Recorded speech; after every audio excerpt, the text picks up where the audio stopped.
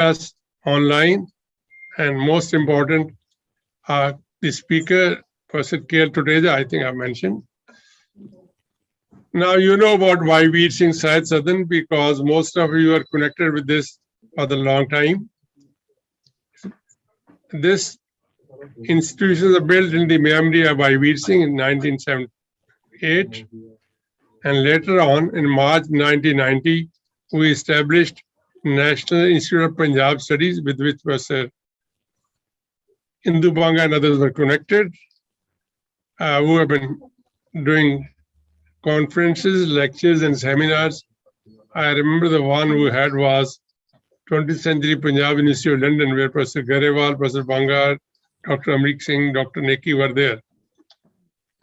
And now, as the Southern is concerned, we arranged major functions to celebrate centuries who had 550th Prakash of Guru Nanak Dev, and our chairman, Dr. Manmohan, is keen that we should have only academic functions, no celebration of the other type. So we started with the lecture series on Guru Nanak. The inaugural lecture was delivered by Professor B.N. Goswami and presided by Dr. Manmohan Singh. The concluding lecture was by Professor Ajit Singh Gill, and fortunately presided by Professor J.P. Subrai. Even though he was unwell, he came all the way, or lucky. And we concluded the year-long celebration with Gurbani Gayan in the Rashtrapati Bhavan. And we had planned almost a similar function for 4th birth centenary of Guru Tegh Bahadur, but this corona's epidemic has not permitted us to do this.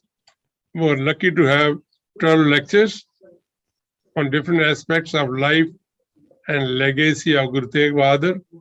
One different feature was that we also remembered those great companions of Guru Tegh Bahadur, Satidas, Matidas, Dayaldas. They knew the consequences of accompanying the Guru. Still, they were devout. They suffered martyrdom. And by Jeta, by Lucky Shah, Vanjara, and by Makhan Shah, that was. Now, this year is 75 years of India's freedom. Government of India is celebrating in a big way, and we are all students of Punjab history, and we all agree that Punjab made a very distinct contribution towards India's freedom. But somehow we couldn't really demolish the myths. One myth which was popularized by the Britishers was loyalty of the Punjab towards the Raj. And we all sort of almost accepted this myth. One argument was, since the Purva soldiers are responsible for attacking Punjab, it's time for retaliation. This is not the argument. The lady called Doris Domen, a German scholar, she did her PhD on India in 1857-59, studying the role of the Sikhs. She has studied records of units and gave documentary evidence of revolt and mutiny by the soldiers, which demolishes the myth. Who were loyal? I think we know. All feudal lords, all Rajas and Maharajas, wherever they are, whether they are CMs or Maharajas, they remain loyal to the system. So their loyalty should not be generalized as loyalty of the Punjabi as such. So we thought we should have a lecture. We're lucky on a request. Our dear friend, Professor Tuteja, agreed to give this lecture, and our respected great historian, Professor Indu Banga, has very kindly agreed to chair this first lecture on Punjab's contribution towards India's struggle for freedom. They are two very well-known historians, and I think reading their biodata will make a lot of problems. It's a long biodata with a lot of books to their credit. Professor Banga taught history at Guru Nanak Dev University, Amritsar, and rose to be professor and head. Later, she moved to Punjab University, Chandigarh, where again she was professor and head, and presently she is Professor Emerita. And I remember having attended many conferences with Professor Banga at home and abroad. The one in Toronto, 20th Century Sikhism, and the second one in University of London. Now, Professor K. Tuteja was sharing with me his first meeting when he came to my house in Patiala to have a look at the Haley papers. I had just brought a big collection of private papers of Malcolm Haley for my research on the Akali movement. And since then, we remain brothers, and I always treat him as my junior brother, Harish Puri Senior, K. Tuteja Junior. So we are generally together, our brothers in arms, studying. And now, Professor Tuteja taught history at Kurukshetra, who used to feel very proud that Professor B.N. Datta and Tuteja, they've created a mini Punjab in Kurukshetra. Sometimes they didn't like this our argument, but they did promote Punjab studies. He was fellow at the Nehru Museum and later Tagore Fellow at the Indian Institute of Advanced Studies, Shimla, and also a visiting professor in the University of West Indies. His book, Religion, Community and Nation, a mainly study of Lala Atra, has been recently published. We had a discussion on this. And the Sunday Tribune carried a beautiful review by Professor Dipankar Gupta. I think this is okay for the time being. With these words, I seek Professor Banga's permission to start this function. Professor Banga, he can take about 45 to 50 minutes. In fact, he has prepared a comprehensive lecture, but I thought I leave it to your discretion. Well, we can have 2 lectures instead of 1 then. Good idea. Okay, please go ahead. Yeah, first Tuteja. Esteemed Professor Banga, Professor Revil Singh, my very dear and respected colleague, friend, Professor Mahendra Singh, and distinguished guests who have joined today for this lecture. At the outset, I am thankful to the Institute of Punjab Studies, National Institute of Punjab Studies, for asking me to make a presentation on Punjab's role in the India's freedom struggle. It's a very fascinating theme. I have been working on this subject in the last 40 years or so. Something I have taught also. I have lived with it. But I'm also very conscious today when I make a presentation here with 2 very distinguished historians. Professor Banga, who is well known for her contribution to the study of Punjab history and modern Punjab history, and her recent work along with Professor Garewal on Ripudaman Singh is a very, very major contribution in understanding how some of the ruling chiefs looked at India's struggle for freedom. And I think that is a major contribution in our understanding of Punjab history. I'm also conscious of the fact that we have Professor Mahendra Singh, whose pioneering work on Akali movement remains a fundamental contribution to our study of India's freedom struggle as well as to the Sikh history. I think that was one book which was the first one in my life which I had read from cover to cover, sir. Before that, possibly I had not read any book cover to cover. And that was one simple reason, because I was working at that time on the Sikhs. Of course, today, if I have to write that book again, I would drastically change myself, because I know. I agree with you. Yeah, I changed my conclusions. I know what kind of mistakes I did, but in any case, I am very conscious of the fact your contribution remains fundamental for understanding, particularly the role of the Akali movement in the struggle for India's freedom. Thank you. Now, having said that, when you asked me to speak on this subject, I immediately accepted it for one important reason. Not that my book just came, but this 75th year of India's freedom, which is being celebrated today, I mean these days, Amar Utsav or whatever it is according to the government of India. But one thing which is very crucial, and that is in this 75th year, it is also necessary to look at the history of the freedom struggle again. Because you know, Madam, Professor Mahendra Singh also, history is an ongoing process. History never ends. New questions come up, new interpretations come up, and also sometimes new evidence comes up. So I think keeping that in mind, for me, it's an opportunity to relook at freedom struggle, possibly what I have done in the past and what I want to see. And I came to the conclusion that in one lecture, it is not possible to cover the whole role of freedoms, the role of Punjab in freedom struggle.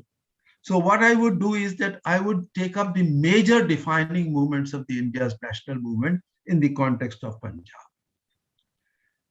Now, third point, which is very crucial for me, is that when I talk of Punjab, for me, the region of Punjab, and for all of us, this region is not the today's political region. For me, this region of Punjab is of the British period, which I take from 1849 to 1947. And this Punjab, what I mean is, which also includes the region of Haryana, today's Haryana, and at the same time, Northwest frontier, which was separated from 1901, and also Delhi, which was separated again in 1911. But by and large, when I talk of Punjab, I talk of the British region of Punjab. British Punjab, which remains, for me, that is the focus point. That is the main point on which I would focus. Secondly, here I would say that when I study region, because freedom struggle is a very wide subject. It's something, when we talk of the national movement in the context of in the Punjab or national movement on the whole, there is a very larger trend. We may call it micro study, when we see broad changes which were taking place at the level of the country and also at different regions. Because India is, on the whole, if we see India as a country, there were larger trends, and those trends were how in the late 19th century, the idea of nationalism emerged, and then formation of Congress, etc., etc. But at the same time, when we study the freedom struggle in different parts, then there is a lot of diversity, because in India itself, there is a lot of pluralism, lot of diversity. So there cannot be one narrative in order to understand the Indian national movement. There has to be different narratives, but the question is how we link those narratives into one major narrative. And here I am reminded of the work of Professor J.S. Garewal and Professor Ramila Thapar, where they say that when they say that regions are important in order to study larger trends. So when I look at the study of a region that is Punjab, I look at in the context of whole. So it is region provides insights to the understanding of the whole, but at the same time, it does not mean that we take the larger trends and impose upon the region. So there has to be a very, very, very nuanced understanding of the changes which are taking place or which were taking place in a region during the course of freedom struggle in Punjab, and then link it with the national movement. But it does not mean that those all processes are to be studied in isolation. No, there was always a large or number of trends where you find both impacting each other, the larger developments impacting the region and the developments which were taking place in the region impacting the larger. So with these words, I would say that for me, the study of the region, and this is what I was talking with Professor Mahendra Singh before the meeting started, and that is when I looked at Punjab, I looked at keeping the larger picture of the Indian national movement in mind, but without losing the specificities of Punjab. Now, the fourth point on which I would focus is that when we study Punjab, we have to keep one thing in mind, and that is, national movement in the context of Punjab. We need to keep one thing important in mind, that in the case of India, nationalism and anti-colonial struggle collapsed. Nationalism is a positive phenomenon developed in India in the late 19th century. That is when Indian people were being unified as a one nation. Nationalism was a phenomenon which, if you study nationalism as a phenomenon, as a category, there are a number of works on it. The work of Hobsbawm, Galliner, Ernest Galliner, and then above all, Benedict Anderson.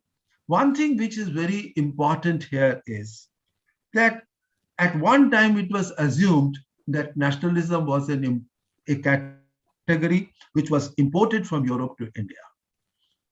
But this work of Hobsbawm in particular, and also Benedict Anderson, made me to rethink about India. And one thing which is very important, and that is that the idea of nation evolved in a small section of intelligentsia in the late 19th century, and then gradually it was being imagined cutting across regions, different communities, different tribes.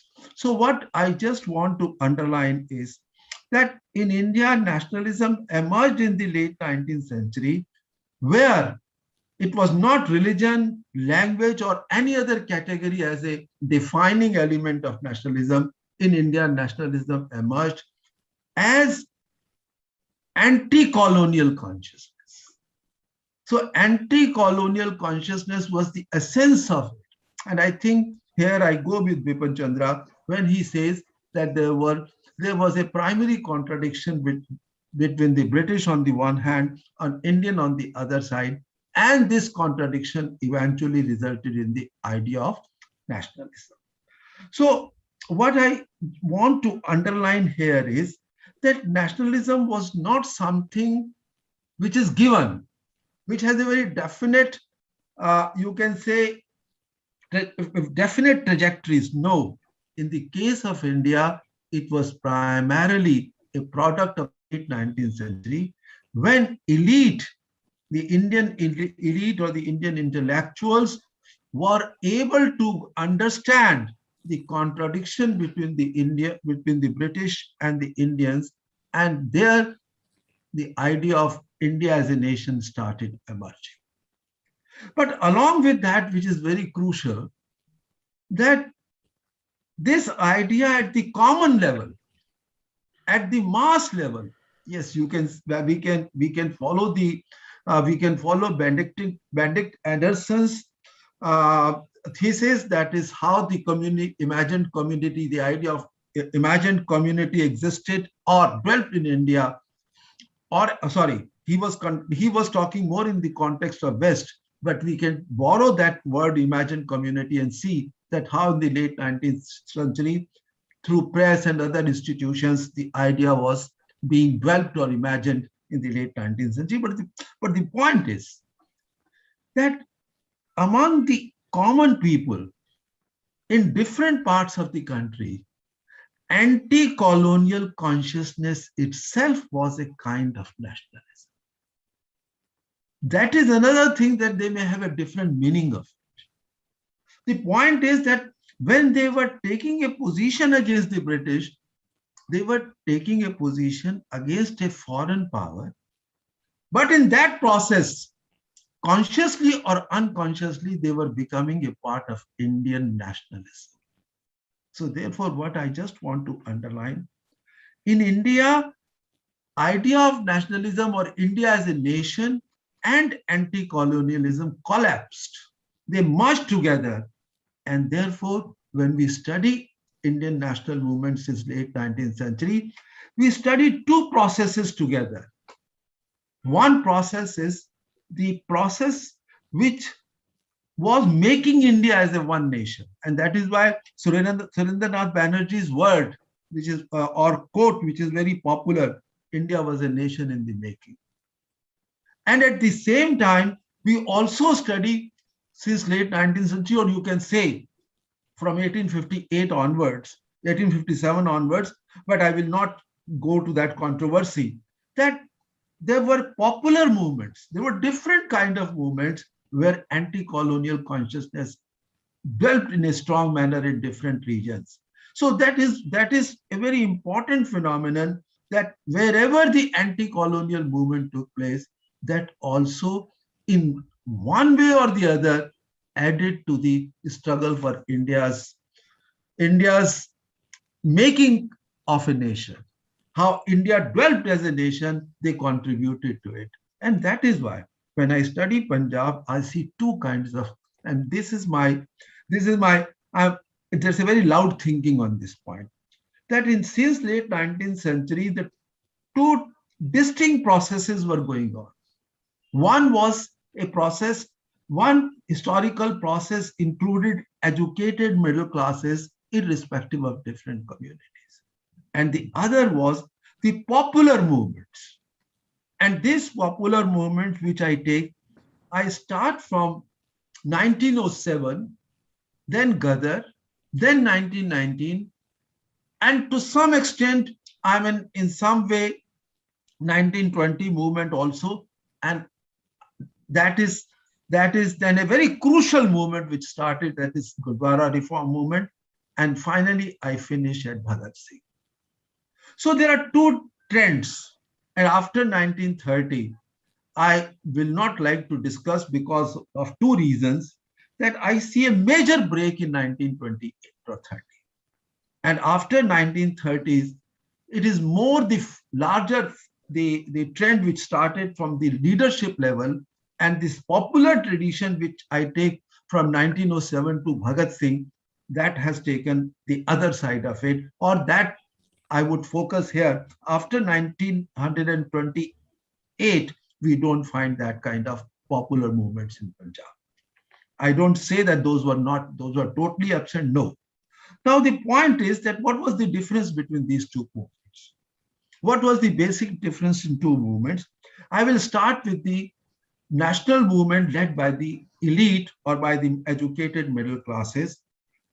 Now, if you see in the late 19th century, like other parts of India, educated middle class emerged in Punjab. Lahore was the major center. Then you have Amritsar, Multan, Peshawar, some major towns, educated middle class as well. But one thing which is very important, Lahore was the major center in the whole of North India. And here you have the government college, and then different educational institutions came up, court came up. This issue has been extensively discussed. What is more important is a new kind of thinking was developing.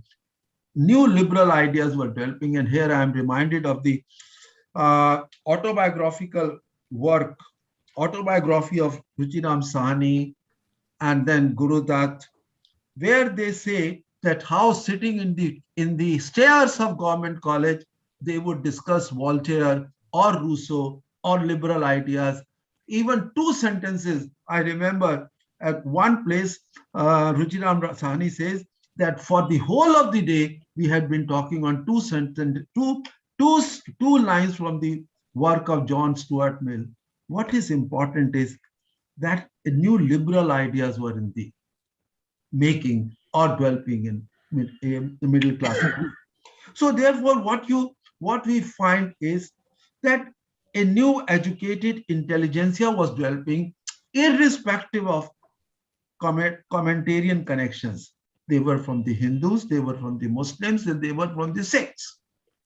At that time, as far as the idea of nation was concerned, any person coming from different community, from educated elite, could participate.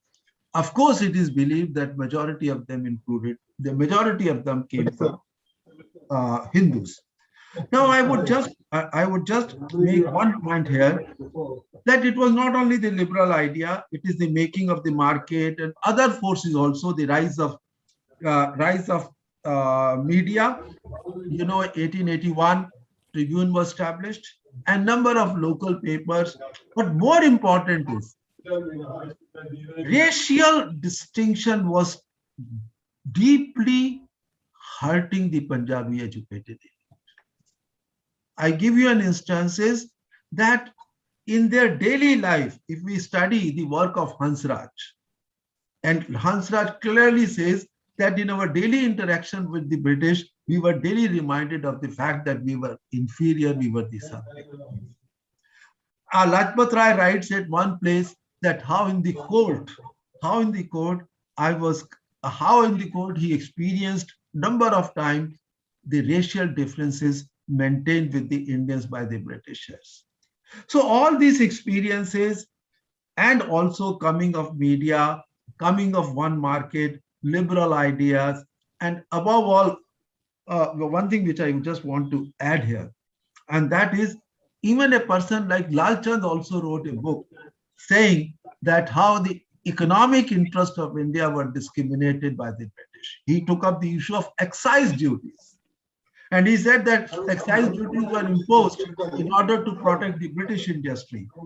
The point what I'm saying is that like other parts of India, the educated middle classes certainly in Punjab took up the cause of Indian nationalism and raised voice from different quarters against the British. So therefore, this idea that in Punjab, the elite, the Punjab educated elite was more interested in their communal matters and not in the larger national issues. I will come to this point later in detail, but here I would only say that if we study the larger forces which are cutting across the communities, you find a large number of elite participating in civil society on those issues which concern them as Indians vis-a-vis the British. So therefore, in the late 19th century, you find a very articulate and important section of the educated middle class which got involved in the anti-colonial movement or in national movements since late 19th century. Now, from here, I would come to one important point. It is true that in 1985, only 2 persons went to attend the first Indian National Congress. But if you see in 1893, more than 400, I have given these numbers in my book. Sorry.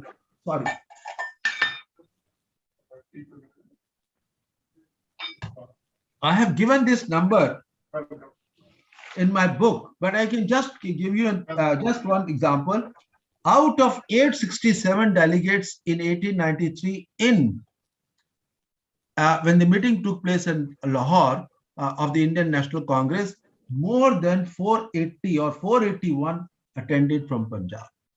Again in 1900, out of 567 delegates, 421 came from Punjab. What I just want to underline, that certainly the educated or middle class intelligentsia was taking interest in the anti-colonial or in the national movement in the late 19th or early 20th century. From here, an important point which I want to make. British always said that in India cannot be a nation. If you see the work of Sele or other writers, they always emphasized on one point, that India would never be a nation because in India it is the religion community, it is the religious communities, it is caste communities and other identities which were more strong. So this idea continued for a long time in England, in British bureaucracy also, and later on among some of the historians too. If you see the work of Barrier, if you see the work of Jones, they always underlined one point, and they said that in Punjab, the national movement would only become strong at that time when there was no conflict over the communal issues between the Hindus or Sikhs. As and when there would be any issue that would concern their community, they would be more interested in their communities and not in the national issues. Now, this is something which I have contested. In my recent work also, I say that since late 19th century, there was always a possibility of communitarian unity. There could be causes of conflict within the local society. And in the case of Punjab, I have studied how the language issue, the issue of jobs, the issue of the municipal committees, yet Muslim leaders like Fazle Hussain, even in 1901, saying that India is our nation, Lajpat Rai among the Hindus, Sardul Singh Kavishar among the Sikhs. So you have a number of people who considered that they could be a part of community and they could also be a part of Indian nation. And the word which I have used for this category is communitarian nationalist. It is true that some sections of the Hindus, Muslims, and Sikhs, supported by the British, particularly belonging to the upper sections of society, would be more loyal to the British than to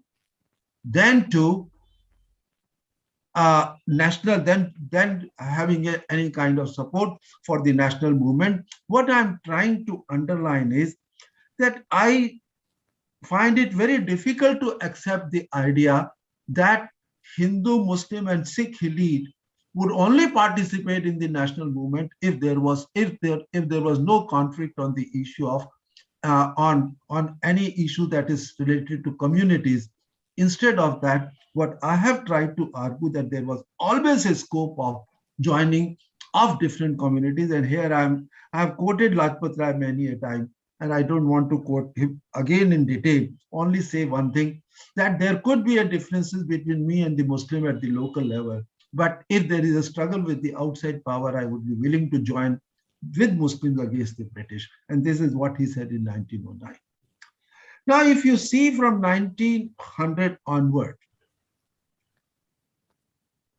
where the conflict started, and first conflict started on Land Alienation Act. And here, this is something very crucial. Generally, it is said that it was that Hindu elite after Land Alienation Act withdrew. No. Land Alienation Act, I hope we all of us, we know it, that this act was passed in 1900. In 1899, there was a discussion in the Indian National Congress. British were bringing this legislation, and in this legislation, this legislation actually meant that Indians, that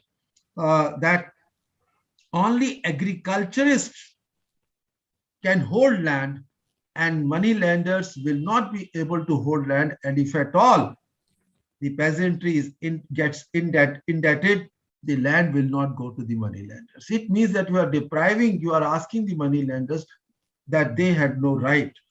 Now, this was certainly resented by some of the Hindus, but the question came in 1899, Congress criticized this act or bill. So far, it had not become act, saying this thing, that actually it is the British who were responsible for the indebtedness of the peasantry and not the money lender. But money lender was bad. The Congress, it was discussed in the Congress. They said that Muralidhar said that they were the suckers of blood, of the peasants' blood. But at the same time, they said that if you take away the right of taking money from the money lenders, actually you are depriving the peasants. But the question came that in 1900, when the discussion took place in the Congress, whether we should oppose this bill or no, some of the Muslim elements got up and they said that actually it would, if this bill is not passed, the Muslim peasantry would suffer. So ultimately, Congress, guided by this object that it might alienate the Muslims, decided not to oppose this bill. The point which is important here is that there were certain issues which were joining them together, but issue like Land Alienation Act was dividing them also. So one thing in the case of Punjab which we need to keep in mind, that wherever the interest of the middle classes clashed, that could lead to division. But that does not mean that they cannot join hands together. And that is why, what I say, that because in Punjab, there was a shared tradition. There was a tradition where in village and also in urban areas, the people of different religions could coexist, could live together. So I think communitarian nationalism continued to be an important force, despite the fact that at certain weak moments, there were certainly challenges to this idea of communitarian nationalism. And one major important point, what I found, is Land Alienation Act of 1900, and later on its amendment in 1907. I will not go into details. Now, from here I go to what I want to underline one point here before I go to 1907 movement. Now, this was something how the middle class movement at the elite level was moving, and one important threat came in the form of Land Alienation Act, and how that did harm the cause of the Congress. And that is the reason, if you read the history of the Congress in Punjab, after 1900, for some years, the representation of the Hindus in Punjab had gone down. So there's no doubt about it that such kind of decisions did harm the cause of the Congress. But on the other hand, see, British government in Punjab was very conscious of the fact that anti-colonial consciousness should not be allowed to spread. And that is why from the very beginning, even before the rise of nationalism, we know it that in Punjab was a non-regulation province. Punjab was a province where paternalism, quote unquote, worked. And third thing was that they gave an impression to the people, the bureaucracy gave impression to the people that they were the my-baps of the peasantry. They would protect their interests because Punjab had become the main supplier of the soldiers for the British Army. And secondly, also particularly from the canal colonies, large cotton and wheat were exported outside through Karachi. So as far as agrarian economy was concerned, or recruitment of the soldiers were concerned, Punjab was certainly very crucial for the British. So in Punjab, they, unlike other parts of India, they followed a policy where the bureaucrats would behave on the one hand, my baps, but at the same time said that if you behave or if you raise voice against us, you would be crushed. And you have the example of Kuka movement. And then Lawrence statue. In Lawrence statue, what was written below that Lawrence statue? Because the statue was in one hand pen and the other hand was sword. And it was written, it was in Lahore, would you like to be governed by sword or by pen? And if you read 1907 Emerson minute, or India as I knew it by Michael O'Dwyer, or Michael O'Dwyer's statement before the Hunter Commission in 1919 and 2020, what we find that in Punjab, British consciously followed a policy to check anti-colonial consciousness, anti-colonial movements. And they thought that let the middle classes play their role. They could divide the middle classes. And I think one major step was Land Alienation Act. But what was more important for them was to control the peasantry. And in 1907 movement, now I come to this is the difference between the middle class movement and the movement which came from below. And this movement in 1907, agrarian movement, very well known all over because all of us who have studied Punjab history, on canal colonies, there was a canal colonies bill which was brought out, which would have changed the land tenure system of the peasantry. Then also in the Rawalpindi area, how the water tax was increased and land revenue was increased. But what is more important is, of course, in this movement you find Ajit Singh, Lajpat Rai, and also how the proprietor and the editor of Punjabi were also implicated. But what is important is that if you see this movement, if you study this movement, Lajpat Rai might be there, but actually this movement was from below. This movement was led by the peasantry. And you know, I'm sorry, I'm making a political statement here. No, When this movement recently, where a movement of peasants were, this farmer was going on, somebody called me and he said that, what do you think about it? I said, I cannot make any comment about the whole movement at present, but I know about the Punjab peasantry. And the peasantry, I know that this was the British, during the British period when the state was very oppressive, the farmers could resist oppression of the British for 9 months. And ultimately, Lord Minto decided to withdraw the bill. What I want to underline is that there may not be a direct connection between such kind of peasant movement with the anti-colonial struggle led by Indian National Congress. Yet, at the mass level, this strengthened the anti-British consciousness. And this anti-British consciousness was in a way, in a positive sense, merging or strengthening the idea of nationalism in India. So you have two processes. One is a middle class processes which was threatened by act like Land Alienation Act. But there was another process going through the masses which was strengthening the national movement. And I consider the very surrender by the British government in 1905 was a sign of giving strength to the anti-colonial movement in Punjab. And I think after that, if you see Michael O'Dwyer after 1907 became more, not Ibbotson, because Michael O'Dwyer came in 1913 or 1911, I don't remember.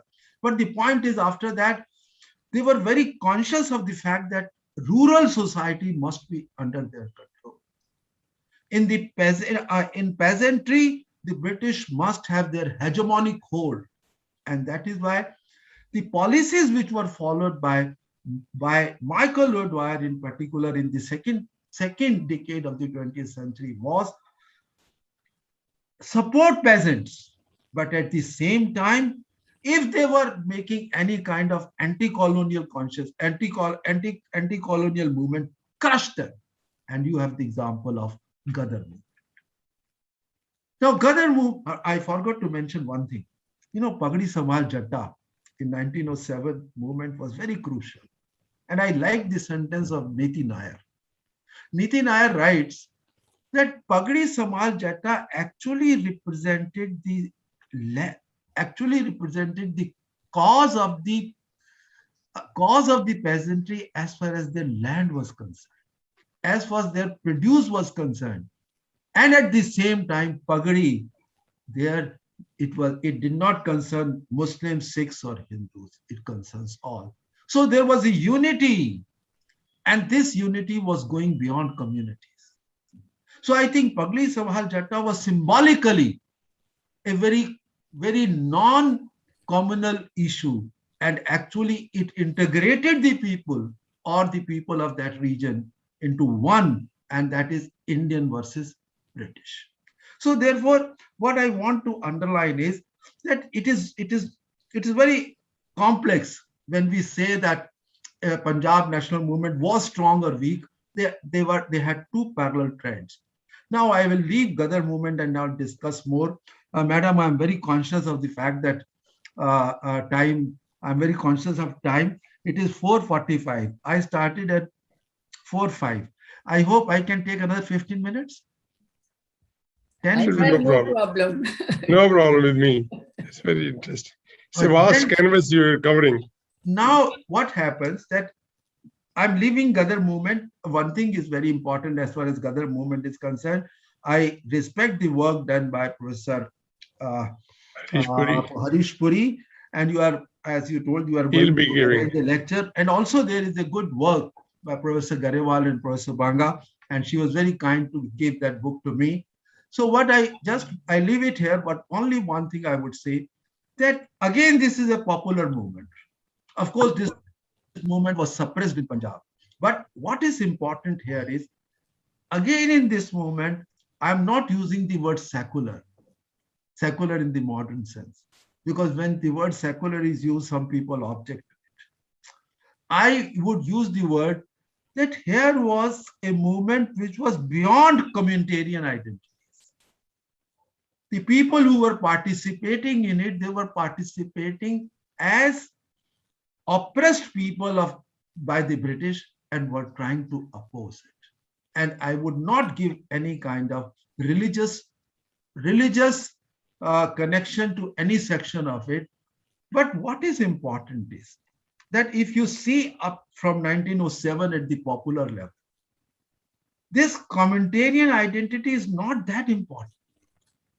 And 1919, which I have studied in the case of Jallianwala Bagh, Professor Datta has studied it. There are a number of writings. I have my own take. I wrote a long piece and a number of places I have spoken now. I don't want to speak more about the only one thing I would say about 1919. 1919 movement, I would not talk about Jallianwala Bagh. I would talk about the Rowlatt Satyagraha. And I would not even say, I would not talk about Gandhi anymore. What I would say that if you see the period from 1910 onwards, or even from 1903 onwards, 1 onward, you find a gradual effort to suppress people. And during the war, the crisis emerged. All of us know how the prices went up, how the income tax rates were raised. A number of issues came up. Result was there was a lot of anti-colonial consciousness. And the people, you know it, I hope all of us know it, that there was so much of oppression by Michael O'Dwyer that he would not allow to hold the political meeting in Amritsar. It was only at the instance of Montague that a small organization, Congress organization, was formed in Amritsar, and meeting took place in 1918. They invited that next year the Congress should hold its session in Amritsar. What I'm trying to underline is that this discontentment was going on at two levels. This was at the mass level, and at the same time in the educated middle classes, like here are the leaders like Harkishan Lal, Kichlu, Satyapal. But interesting thing I must also say, Kichlu was the leader of the Muslim League as well as of the Congress. Satyapal was the leader of the Hindu Sabha as well as of the Congress. Sardul Singh Kavishar, leader of the leader of the Central Sikh League, and also the leader of the Congress. So what we find at the middle class level, what we find that there were a number of people who were also part of the communitarian identities and also part of the Indian national movement. And here is a very fine example where communitarian unity could take place. It is not necessarily antagonistic. And at the same level, there was a mass discontent. And this mass discontentment is best reflected even before Gandhi had given the call. I read the Tribune newspapers. From February onwards, I read those newspapers. Gandhi had given the call in March, but before that, meetings had started taking place in Punjab, in Amritsar, Lahore, and major towns. And if we see the proceedings of those meetings, one thing which was very important, and that is British in that meetings had become the enemy. I give you one example. In one of the meetings in Lahore, Fazle Hussain was heading that meeting, and somebody came, and the moment somebody that person actually that person was a loyalist. When he came, there were shouts. The people started shouting, "Toadies, toadies!" And what happened? That people, Fazle Hussain tried to pacify them, but he failed. The point what I am trying to underline is that even when Gandhi was not there, anti-colonial consciousness had dwelt among the masses. Now I'm seeing the tradition is continuing. And what happens that when Gandhi gives the call that Rowlatt Satyagraha was to be launched, Rowlatt Act has to be opposed first on 30th March and then on 6th April. The point what I'm trying to say is that Rowlatt Satyagraha is one movement where the middle class nationalism and the nationalism of the common people converged. It must. Of course, you do not find the peasants here. You do not find the peasantry here because this was a movement of the middle class. This was the movement of the urban. This was the movement in urban areas. What I'm trying to underline here is that this popular consciousness and elite consciousness, a major example of convergence is found in the Rowlatt Satyagraha. And Rowlatt Satyagraha was most intense in Punjab. It was not intense anywhere, even not in Bombay where Gandhi was there.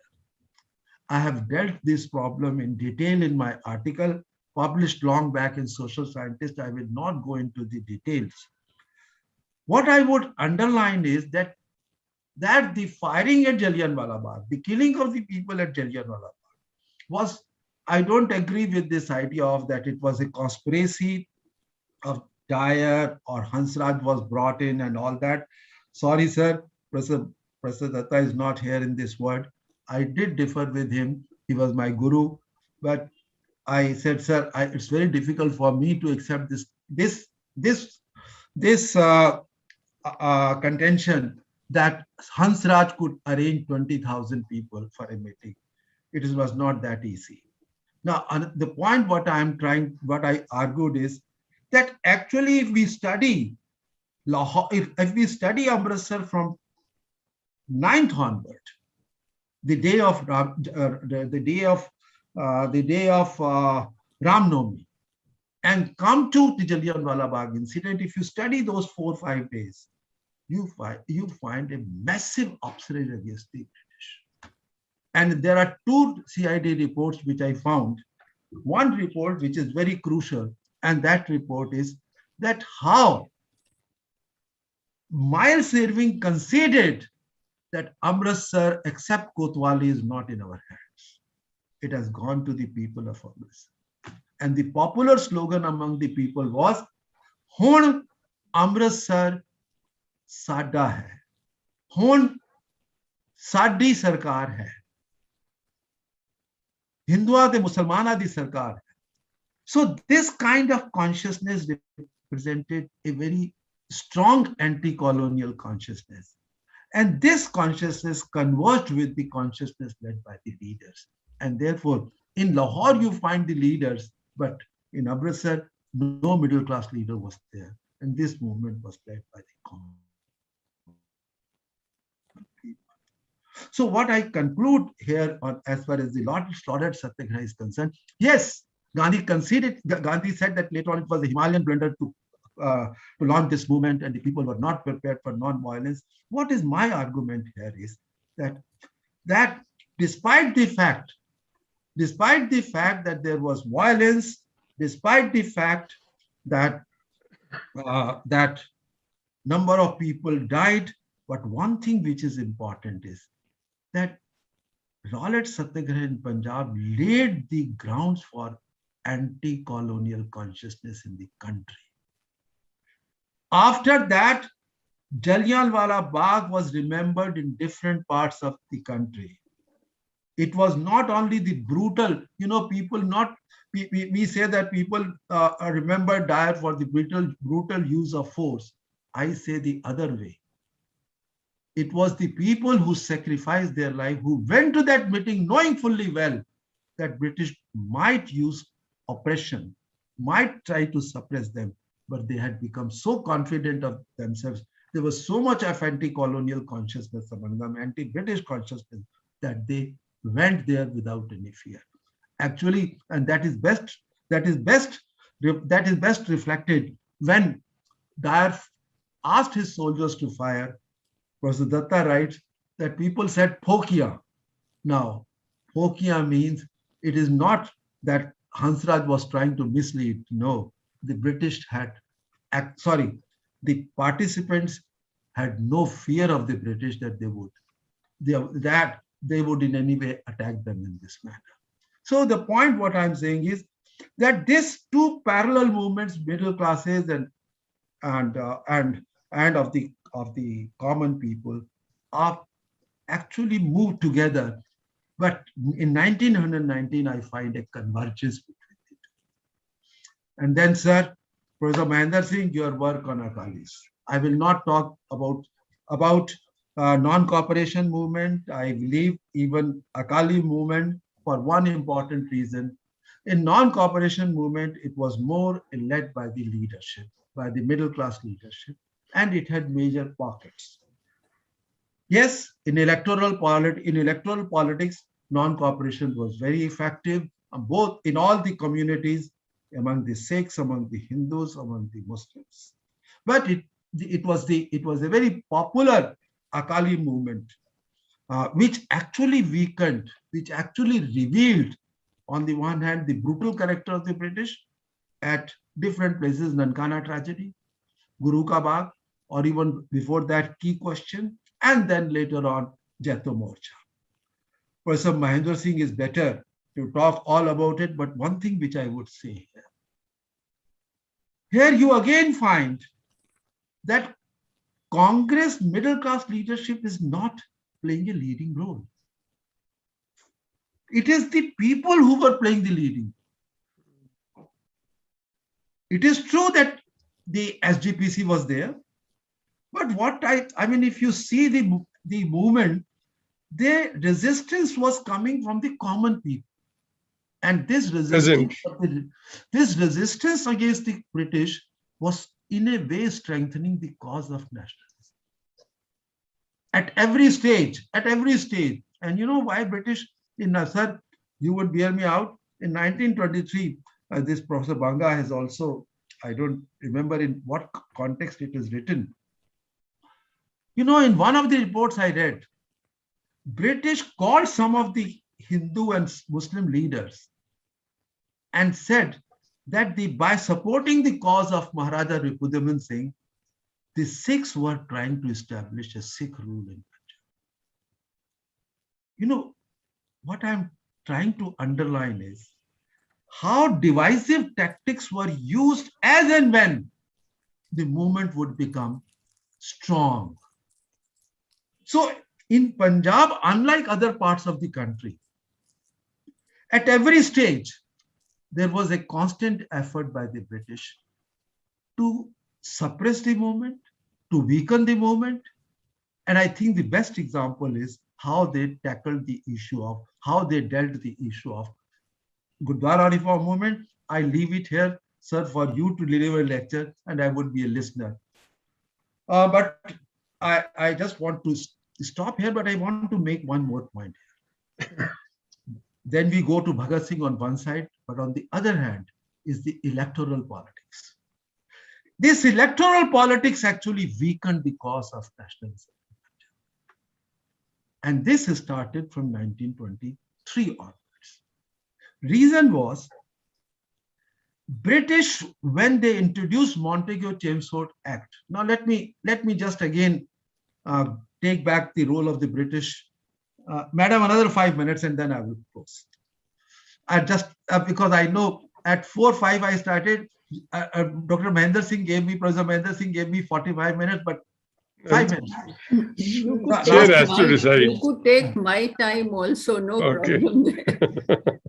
Okay, what I would do is I'll just say one thing, that before 1919, if you see the role of the British, they tried to suppress the anti-colonial consciousness through force at certain level, but at the same time co-opting elite. But after 1919, they gave an electoral system in which they gave majority to the Muslims on the one hand, and also majority of seats to the rural.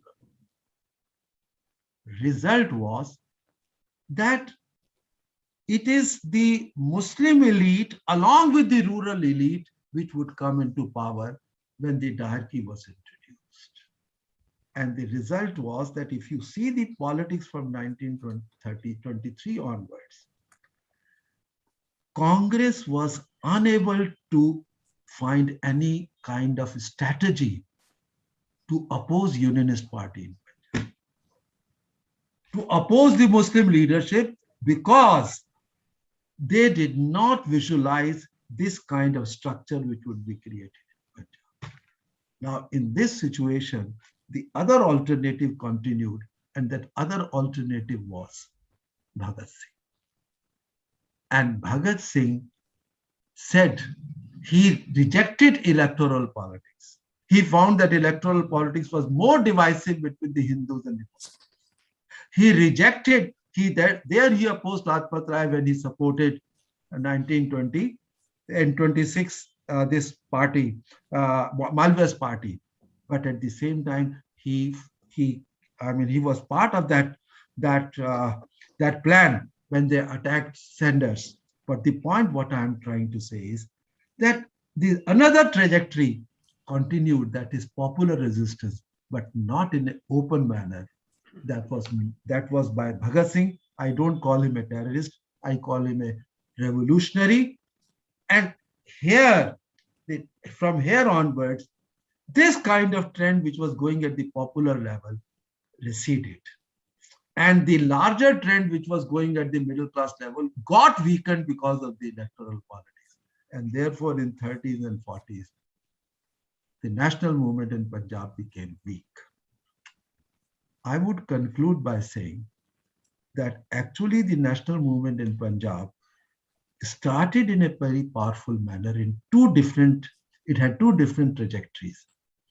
It is only after 1930s, these two trajectories suffered because of different reasons.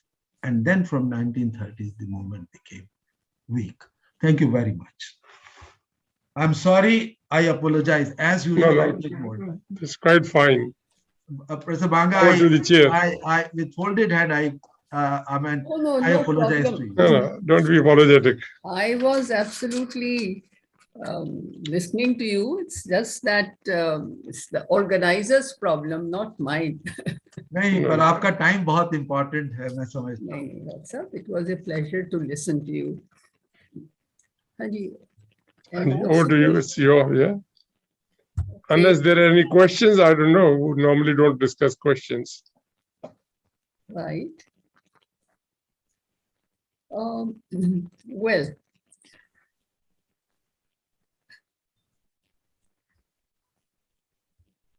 It's always a pleasure to be part of the programs of the Sadan, and I wouldn't like to say further on that, except that Dr. Mohinder Singh generally chooses significant themes and invites distinguished speakers, which he did this time also, and everyone gained from the presentation.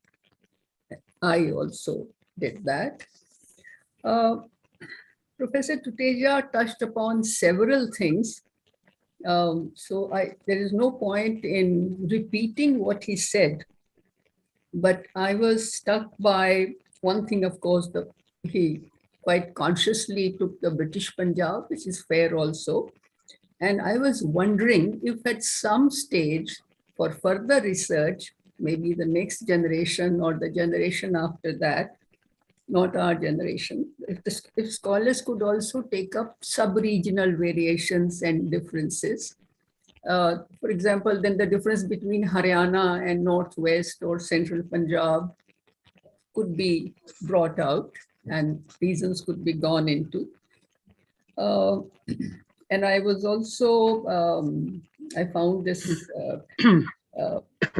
coinage, communitarian nationalism, quite, I think, helpful in presenting things. And I will not, and I'm glad he didn't use the word communal all through this discussion. And then I was thinking that why do we celebrate this? I think there was a, why do we go into the question of the contribution of Punjab in freedom struggle? This idea that there is some kind of, I suspect that there is a consciousness that maybe Punjab did less and whatever Punjab did needs to be proved. And this seems to be related also to this conscious or unconscious equation of the freedom struggle with the Indian National Congress. Professor Tuteja, right from the beginning, took up the term nationalism. So that was, in a way, self-limiting for you. So you have to start with that. I was actually thinking that supposing we were to make some kind of an effort at classifying different movements in Punjab, do we go by the idea of nationalism and anti-colonialist sentiment, which was represented by the middle classes, or do we use the terms anti-British? Because anti-colonialist and anti-British would have different connotations to my mind. And if we use the term anti-British, then maybe we could go a little further back in time, though of course it would be questioned by several people, I think most of all Professor Tuteja himself. But maybe some kind of categorization could be made. All anti-British movements were resistant to them, some to oust them, oust the British, and some to erode their authority. One extreme could be the efforts to revive the old order by ousting the British. Now, there has been a debate among historians whether or not we go back in time to the pre-1857 years in Punjab. And I'm also reminded of, not really a joke, it actually happened in the Punjab History Conference when Dr. Ganda Singh, our very respectable historian, and Dr. Hari Ram Gupta, another very respectable historian, who generally disagreed on different issues.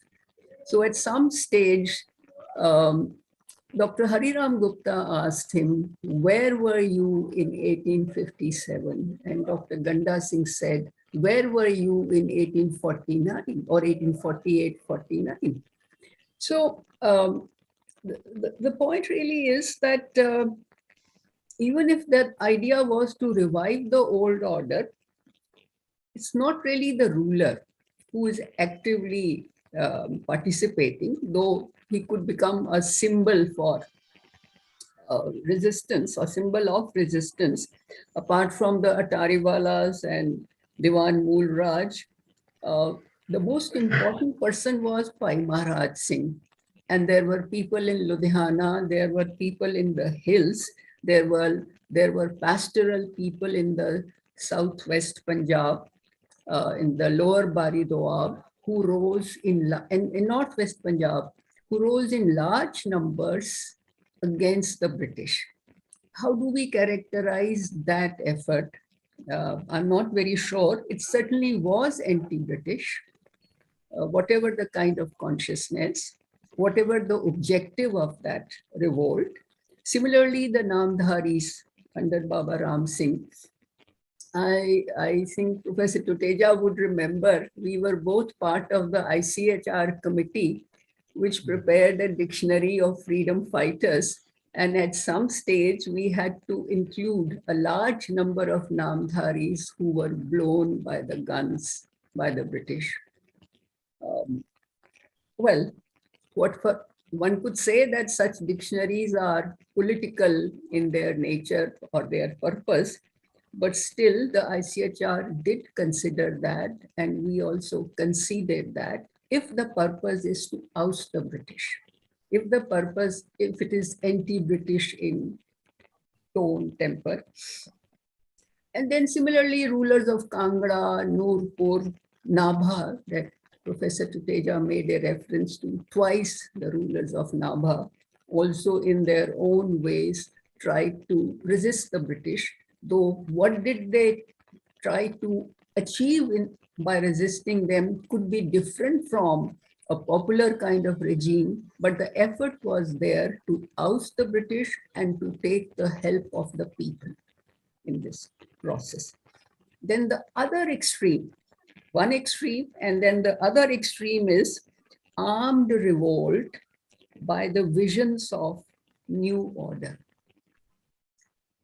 This new order could be, of course, republican, democratic, and socialistic, or for social equality, partly the Gadarites, and certainly Bhagat Singh and his comrades, but Bhagat Singh in particular worked for that.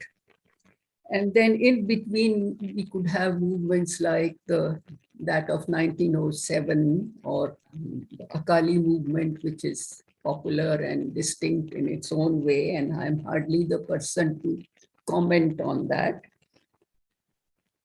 So the class part to which, of course, Professor Tuteja made a reference was the Jallianwala Bagh or the Rowlatt Satyagraha, followed by the martial law, which did create and spread anti-British consciousness beyond Punjab and became a national symbol.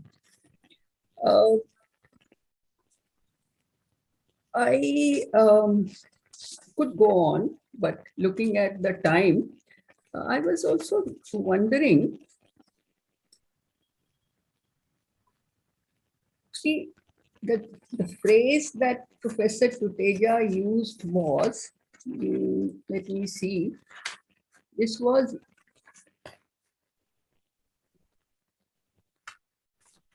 region and the whole, very legitimate, very right, and anti-colonialist, absolutely fine. If we were to think of the contribution of Punjab in terms of loss of life, in terms of sacrifices, we do have several kinds of figures given. Of course, for his own reasons, Professor Tuteja would like to say such an obvious thing that how many people were hanged, how many got life imprisonment, who were there at the Andamans, how many died at the Jallianwala Bagh, of course. Kamagata deaths, Kuka movement deaths, Akali Morcha deaths, and so forth. I mean, these figures are well known. But there is yet another thing which somehow, I don't know whether you would agree with me or not, but I'm inclined to quote Dr. Randhawa, M.S. Randhawa, out of the ashes. He says that the permanent loss of the Punjabis in terms of life and property during partition should be taken as their general contribution to the Indian freedom. So it's the freedom of the country which is the focus of our discussion today, and not really nationalism.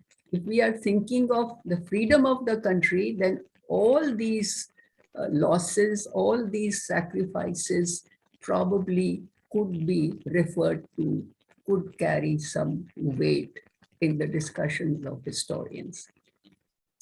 These are some off-the-cuff ideas, because I knew I couldn't really add anything to whatever Professor Tuteja would speak about the freedom struggle. But I do wish that some thought is given to these ideas, and maybe at some stage, some further work could be done on this. So with these words, I would like to once again thank Professor Tuteja on my own behalf and on behalf of you all. And personally, I would like to thank Professor Mohinder Singh, Dr. Avail Singh, and their colleagues for organizing this important lecture. Thank you very much. Thank you, Professor Banga. Professor Avail Singh has joined, who are here in the office discussing what possible new projects we can take up. Now I need your help. After listening to this lecture, believe me, I've learned a lot. And before that, there was a discussion on a book, Tarti Pandera in Nan's brilliant discussion. He says, who are the Punjabis, who are the people? Now here, I think we need to locate some scholar who studies the role of peasant. I mean, whether this was 1907 or recent agitation, this has again demolished many myths. Look at her, Anna joined so happily. And Takat from UP changed the very color. Otherwise, this was going to be Khalisan movement, militant movement, Sikh movement. It became only a movement. So I should give credit to the peasants, not to the middle class or educated people who have our own calculations. It is these great people who participate. And if you could kindly help me to locate a scholar who gives a comprehensive talk on role of peasants as a community in popular movements in Punjab, I'll be obliged. One. Second is, I worked with Vipin and I'd come from Patala. My vocabulary was different. So I used to debate who's secular, who's communal. Mohandas with the turban on was always communal, because to become secular, you have to remove your turban. So then we used to debate. Now, Tuteja has given us help, commentarian. It's a difficult situation. Now, if you do not talk of the interests of the community, you do not become a leader. If Tarasat doesn't speak for his Sikhs, how does he become a leader? If Lajpat Rai doesn't talk about the interests of Hindus, how will he become a leader? This is a very difficult situation. So religion has a hold, and I'll share with you one, if the chairperson permits. Just opposite a CPM office, once I met Harkishan Sujit. He said, stupid fellows, young people, they don't understand the idiom of Punjab. He says, we released the first issue of Kirti, left paper, in Darbar Sahib. Imagine. Because the audience is there, the Kisan is there. We have to impress the audience, not the intellectuals. Somehow, in independent India, if you are religious, you are communal. And you're using religious symbols and slogans, again, you're criminal. Maulana Abul Kalam Azad, he was Maulana, formal Maulana, proud Muslim, but he was liberal, he was not criminal. And Muhammad Ali Jinnah, he was criminal. So these categories, I think, would need to be reworked. Anyway, this is not my question. my request to you is to help me to locate somebody who could cover this role of peasantry in the whole popular movements. And over to Dr. Vail Singh, who would like to announce some of our projects. Thank you, Dr. And I think he'd agree to include this, my suggestion, in his coming programs. Yeah. ਤੇ doctor ਸਾਹਿਬ ਮੇਰੇ ਤਾਂ ਜਿਹੜਾ ਫਸਲ ਟੁਟੇਜਾ ਨੂੰ ਸੁਣਨਾ ਹੀ ਮੇਰੇ ਵਾਸਤੇ ਤੇ ਇੱਕ ਬਿਲਕੁਲ ਮੈਂ ਹੋਰ ਦੁਨੀਆ 'ਚ ਗਿਆ ਹੋਇਆ ਸੀ ਵੈਰੀ ਆਈ ਓਪਨਰ ਕਿਉਂਕਿ ਸਾਨੂੰ I am not student of history I am student of literature ਤੇ ਜਦੋਂ ਹਿਸਟਰੀ ਵਾਲਿਆਂ ਨੂੰ ਅਸੀਂ ਸੁਣਦੇ ਆ ਫੈਕਟਸ ਦੇ ਨਾਲ ਤੁਸੀਂ ਜਦੋਂ ਚੱਲਦੇ ਹੋ ਵੀ ਮੂਵ ਵਿਦ ਅਦਰ ਥਿੰਗਸ ਆ ਸਾਡੇ ਕੋਲ ਕਲਪਨਾ ਹੈ ਤੁਹਾਡੇ ਕੋਲ ਫੈਕਟਸ ਹੈ ਬਟ ਪ੍ਰੋਫੈਸਰ ਬਾਂਗਾ ਜਿਹੜੀ ਹੁਣੇ ਗੱਲ ਕਰ ਰਹੇ ਸੀ ਕਿ ਇਟ ਵਾਸ ਪੋਲੀਟੀਕਲ ਮੈਨੂੰ ਅੱਜ ਇਹ ਲੱਗ ਰਿਹਾ ਸੀ ਸੁਣ ਕੇ ਕਿ ਹਿਸਟਰੀ ਤਾਂ ਹਮੇਸ਼ਾ ਹੀ ਪੋਲੀਟੀਕਲ ਹੁੰਦੀ ਹੈ I was thinking of this thing ਕਿ ਹਿਸਟਰੀ ਪੋਲੀਟੀਕਲ ਹੀ ਕਿਉਂ ਹੁੰਦੀ ਹੈ ਹਮੇਸ਼ਾ ਬੇਸ਼ੱਕ it is based on facts but it's always political but ਸਵਿਟਸ the historian it is political ਕਿ ਜੋ ਉਹਨੂੰ ਸਵੀਟ ਕਰਦਾ ਉਹ ਲਿਖ ਦਿੰਦਾ ਜਾਂ ਜੋ ਲਿਖਾਉਣ ਵਾਲੀ ਨੂੰ ਸਵੀਟ ਕਰੇਗਾ ਉਹ ਲਿਖੇ ਜੋ ਫੈਕਟਸ ਐਂਡ ਫਿਗਰਸ ਜਿਹੜੇ ਦਿੱਤੇ ਹੈਗੇ ਪ੍ਰੋਫੈਸਰ ਟੁਟੇਜਾ ਨੇ especially about ਜਲਿਆਂਵਾਲਾ ਬਾਗ ਹੁਣ ਇਹ ਜਦੋਂ ਤੁਸੀਂ ਸੁਣਦੇ ਹੋ ਕਿ ਇਹਦੇ ਪਿੱਛੇ ਸੱਚ ਕੁਝ ਹੋਰ ਸੀ ਸਾਡੇ ਵਰਗੇ ਲੇਮੈਨ ਜਿਹੜਾ ਹਿਸਟਰੀ ਦੇ ਸਟੂਡੈਂਟ ਨਹੀਂ ਉਹਨਾਂ ਵਾਸਤੇ ਸੱਚ ਕੁਝ ਹੋਰ ਹੈ ਸੋ ਅਲਟੀਮੇਟਲੀ ਜਿਹੜਾ ਤੁਹਾਡੀ ਜ਼ਿੰਮੇਵਾਰੀ ਜ਼ਿਆਦਾ ਬਣਦੀ ਹੈ ਹਿਸਟੋਰੀਅਨਸ ਦੀ ਖਾਸ ਕਰਕੇ ਟੁਟੇਜਾ ਸਾਹਿਬ ਮੈਡਮ ਇੰਦੂ ਜੀ ਯੂ ਆਰ ਬਿਗ ਨੇਮਸ ਤੁਹਾਡੀ ਸਾਨੂੰ ਕੁਝ ਇਸ ਤਰ੍ਹਾਂ ਦਾ ਕੋਈ ਡਾਕੂਮੈਂਟਸ ਲਿਖ ਕੇ ਦੇ ਜਾਓ ਆਪਣੀ ਉਮਰ ਦੇ ਵਿੱਚ ਆਪਣੀ ਜਦ ਤੱਕ ਤਾਂ ਤੁਸੀਂ ਹੈਗੇ ਹੋ ਸਾਡੇ ਵਿੱਚ ਕਿ ਕੁਛ ਏਦਾਂ ਦਾ ਜਿਹਦੇ ਨਾਲ ਕਿਉਂਕਿ ਜਿਹੜੀ ਧੂਆਂ ਇੱਕ ਹੈ ਫੌਗ ਹੈ ਉਹ ਤੇ ਹਟ ਜਾਏ ਘੱਟੋ ਘੱਟ ਮੈਨੂੰ ਲੱਗਦਾ ਕਿ ਇਸ ਲੈਕਚਰ ਦਾ ਮੈਨੂੰ ਜੋ ਫਾਇਦਾ ਹੋਇਆ ਮੈਨੂੰ ਬਾਕੀਆਂ ਦਾ ਪਤਾ ਨਹੀਂ ਪਰ ਮੈਨੂੰ ਇਹ ਜ਼ਰੂਰ ਫਾਇਦਾ ਹੋਇਆ ਕਿ ਬਹੁਤ ਸਾਰੀ ਫੌਗ ਹਟੀ ਆ ਮੇਰੀ ਅੱਖਾਂ ਦੇ ਸਾਹਮਣੇ ਔਰ ਖਾਸ ਕਰਕੇ ਪ੍ਰੋਫੈਸਰ ਬਾਂਗਾ ਨੇ ਜਿਹੜੀਆਂ ਬਾਅਦ ਵਿੱਚ ਆਪਣੀਆਂ ਰਿਮਾਰਕਸ ਦਿੱਤੇ ਆ it was also I opener ਕਿ ਤੁਸੀਂ ਜਿਹੜੀ ਹਿਸਟਰੀ ਨੂੰ ਅਸੀਂ ਕਿਵੇਂ ਬਿਲੀਵ ਕਰਦੇ ਆ ਹਿਸਟਰੀ ਨੂੰ ਇੱਕ ਲੇਮੈਨ ਕਿਵੇਂ ਬਿਲੀਵ ਕਰਦਾ ਉਹਨੂੰ ਉਹਦੇ ਪਿੱਛੇ ਪਿਆ ਕੀ ਹੁੰਦਾ and that's what professor Mahinder Singh was asking for ਕਿ ਸਾਡੇ ਕੋਲ ਤਾਂ ਬੰਦੇ ਹੀ ਨਹੀਂ ਮਿਲੇ ਸਨ ਕਿ ਅਸੀਂ ਜਿਹੜੀ ਆ ਹੁਣ ਪੀਜ਼ੈਂਟਰੀ ਜਿਹੜੀ ਜੋ ਕੁਝ ਹੋਇਆ ਕਿਸਾਨ ਅੰਦੋਲਨ ਦੇ ਵਿੱਚ ਇਹਦੇ ਪਿਛਲੇ ਪਾਸੇ ਕੀ ਪਿਆ ਸੀ ਸਾਹਮਣੇ ਕੁਝ ਹੋਰ ਸੀ ਪਿਛਲੇ ਪਾਸੇ ਕੁਝ ਹੋਰ ਸੀ ਔਰ ਉਹਨੂੰ ਕੌਣ ਲਿਖੇਗਾ ਉਹਨੂੰ ਕੌਣ ਡੀਕੋਡ ਕਰੇਗਾ ਔਰ even 1984 but I was discussing Sahib in the morning ਕਿ ਉਹਨੂੰ ਅਸੀਂ ਕਿਸੇ ਹੋਰ ਅੱਖਾਂ ਨਾਲ ਵੇਖਦੇ ਹਾਂ ਜੋ ਸਾਡੇ ਕੋਈ ਲਿਖ ਕੇ ਕੁਝ ਡਾਕੂਮੈਂਟ ਸਾਹਮਣੇ ਆ ਗਏ ਉਹਨੂੰ ਅਸੀਂ ਹੋਰ ਤਰ੍ਹਾਂ ਪੜ੍ਹਦੇ ਹਾਂ ਜਾਂ ਕੁਝ ਲੋਕਾਂ ਨੇ ਆਪਣੇ ਇਮੈਜੀਨੇਸ਼ਨ ਨਾਲ ਜਾਂ ਕੁਝ ਹਿਸਟਰੀ ਵੇਖੀ ਲਿਖਤਾ ਜਾਂ ਈਵਨ ਜਿਹੜਾ 1984 ਦੇ ਦੰਗਿਆਂ ਤੋਂ ਪਹਿਲਾਂ ਜਿਹੜਾ ਸਾਡੇ ਕੋਲ ਰੂਟਸ ਆਰ ਐਕਸ਼ਨ ਹੈ ਉਹਦੇ ਬਾਰੇ ਕਿੰਨੀਆਂ ਸਾਰੀਆਂ ਕਿਤਾਬਾਂ ਆ ਔਰ ਕਿੰਨੇ ਸਾਰੇ ਉਹਦੇ ਵਿੱਚ ਪੁਆਇੰਟ ਆਫ ਵਿਊਜ਼ ਡਿਫਰੈਂਟ ਆ ਰਹੇ ਆ ਸਾਨੂੰ ਸਮਝ ਹੀ ਨਹੀਂ ਆ ਰਹੀ ਕਿ ਕਿਹਦੇ ਤੇ ਯਕੀਨ ਕਰੀਏ ਕਿਤੇ ਨਾ ਕਰੀਏ ਸੋ ਇਟਸ ਸਪੈਸ਼ਲ ਮੈਨੂੰ ਲੱਗਦਾ ਕਿ ਤੁਹਾਡੀ ਜ਼ਿੰਮੇਵਾਰੀ ਹਿਸਟੋਰੀਅਨਸ ਦੀ ਬਣਦੀ ਹੈ ਕਿ ਤੁਸੀਂ ਡਾਕਟਰ ਸਾਹਿਬ ਬੈਠੇ ਹੈਗੇ ਜੀ ਟੁਟੇਜਾ ਸਾਹਿਬ ਤੁਹਾਡੇ ਕੋਲ ਦਿੱਲੀ ਚ ਹਾਂਜੀ ਨੇੜੇ ਹੈਗੇ ਬਿਲਕੁਲ we are all waiting corona to be fully over because nothing like a personal meeting we can sit together for a day है कि इसने इंटरनेट ने बड़ा दुनिया ਨੂੰ ਛੋਟਾ ਕਰਤਾ ਹੈ तो बांगा ਦਾ ਜਿਹੜਾ ਕੰਟਰੀਬਿਊਸ਼ਨ ਹੈ ਉਹ ਜ਼ਿਆਦਾ ਕ੍ਰੂਸ਼ਲ ਹੈ ਸਰ ਸਾਡੇ ਵਾਸਤੇ ਸਰ ਦੀ ਸਾਰੇ ਰੱਬੋ ਜਿੱਥੇ ਤੱਕ ਮੈਂ ਆਪਣਾ ਜਾਣਨਾ ਮੈਨਾਂ ਤਾਂ ਫੁੱਟਨੋਟ ਹੀ ਹੋਣਾ ਤੇ ਇਸ ਵਾਸਤੇ ਪ੍ਰੋਫੈਸਰ ਬਾਂਗਾ ਜਿਸ ਤਰ੍ਹਾਂ ਦੇ ਇਹਨਾਂ ਦਾ ਵਾਈਡ ਰਿਹਾ ਤੇ I mean she can certainly make a lot of contributions better. She has been guiding us a lot and I think she'll continue to guide. ਵਾਸਤੇ ਤੁਸੀਂ ਰੱਬੋ ਸਾਰੇ ਸਾਡੇ ਵਾਸਤੇ ਆਈਕਨ ਹੋ ਤੁਸੀਂ ਸਾਰੇ ਸਰ